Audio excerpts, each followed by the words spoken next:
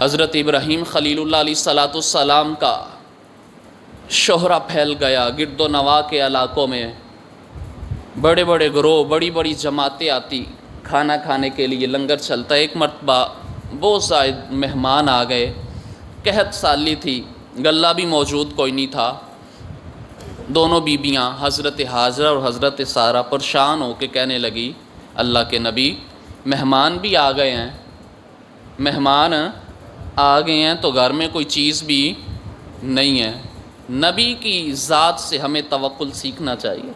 ہمارے ہاں دو مہمان آ جائے تو ہمارے عجیب سے تیور بن جاتے ہیں، رویے لوگوں کے بدل جاتے۔ آیا ہے بیچارہ، آیا ہے وہ اپنے نصیب کا کھا کے گیا ہے، کسی کا کچھ نہیں کھایا، لیکن لوگ کہتے وہ آئے تھے، وہ ہمارا 6 ماہ کا اناج کھا کے چلے گئے۔ طرح طرح کی باتیں معاشرے میں سننے کو ملتی ہے۔ وہ بڑا خوش نصیب ہے جس کے پاس مہمان آئے۔ میرے مصطفیٰ نے ارشاد فرمایا، مہمان آتا ہے اللہ کی رحمت لے کے، جب وہ جاتا ہے اہل خانہ کے گناہوں کو صاف کر کے جایا کرتا ہے، صاف کر کے، گناہوں کو صاف کر کے جاتا ہے۔ مہمان سے بڑی برکت ہوتی ہے، رب کی رحمت لے کے آتا ہے۔ تو بیویوں نے کہا، اللہ کے پیغمبر گھر میں کوئی چیز موجود نہیں ہے، تو حضرت ابراہیم خلیل اللہ علیہ الصلاۃ والسلام نے کوئی واہ ویلا نہیں کیا، ارشاد فرمایا جس نے مہمان بھیجے ہیں وہی ان کا اہتمام فرمائے گا، وہی بندوبست کرے گا۔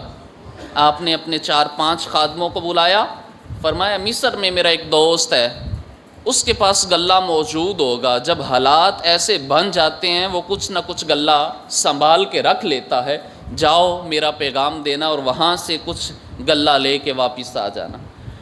4-5 اٹھ گئے غلہ لینے کے لیے۔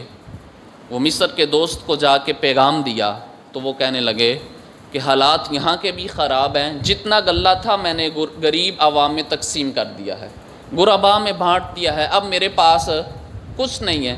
واپس خالی اونٹ لے کے پلٹنے لگے تو رستے میں ایک خادم کہنے لگا، مہمان اس انتظار میں بیٹھے ہیں، غلہ آئے گا، گندم پیسی جائے گی، کھانا تیار ہوگا، پھر ہمیں ملے گا، ہم کھائیں گے۔ اگر خالی توڑے لے کے چلے گئے، اونٹ خالی دیکھے تو مہمانوں کو بڑی تکلیف ہوگی۔ ایسا نہ کرے کہ ان توڑوں کو، ان بوریوں کو ریت سے بھر کے لے جاتے ہیں، کم از کم دے کے ان کو کوئی تسلی تو ہوگی۔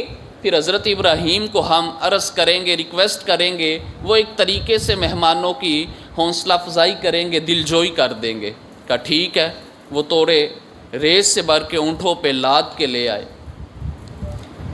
لا کے گودام میں اتار دیے۔ جناب ابراہیم آرام کر رہے ہیں، دوپہر کا وقت ہے۔ بی بی ہاجرہ بڑی خوشی کے ساتھ دوڑتی ہوئی گئی، جا کے توڑا کھولا، جو ہاتھ ڈالا تو وہ توڑے میں ریت نہیں تھی، وہ بڑی خوبصورت گندم تھی، وہ بڑی شاندار گندم تھی۔ وہ گندم کے دانے ہتھیلی پہ لیے تو خوشبو دور دور تک مہکنے لگی۔ بیویوں کو اکٹھا کیا، گندم کو پیسا گیا، چکی چلائی، آٹا بنا، لنگر تیار ہے، دسترخوان بچھ گئے، مہمان بیٹھے، لنگر تناول کر رہے ہیں۔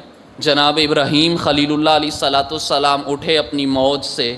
اللہ کے نبی نے دیکھا کہ عوام کھانا کھا رہی ہے تو بیبیاں دوڑتی ہوئی آئی، کہا ابراہیم علیہ السلام آپ کا دوست تو بڑا شاندار ہے، بڑا کمال کا سلوک کیا ہے، بڑی قیمتی اس نے گندم بھیجی ہے، مصر میں لوگ گئے تھے، وہ آپ کا مصر والے دوست نے بڑا حسن سلوک کیا ہے، بڑی اعلیٰ نایاب اور ریئر گندم بھیجی ہے۔ جناب ابراہیم کو تو ساری خبر تھی، حالات سے واقفیت تھی۔ کہا ہاجرہ یہ مصر والے یار نے نہیں بھیجی، یہ عرش والے یار نے بھیجی ہے۔ ہاجرہ اس کے ہاں تو ختم ہو گئی تھی، میرا اپنے مالک پہ توکل تھا، یہ عرش کے مالک نے ان بندوں کا بندوبست کیا ہے، یہ اس کے بھیجے ہوئے مہمان تھے، تو گھبرا نہ، سارا تو بھی گھبرا نہ۔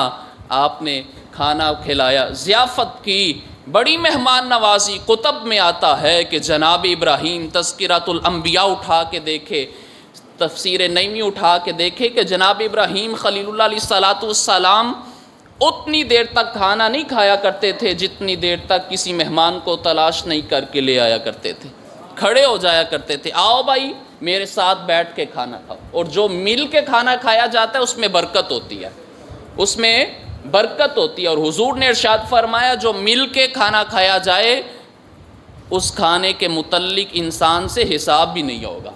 جو اکیلے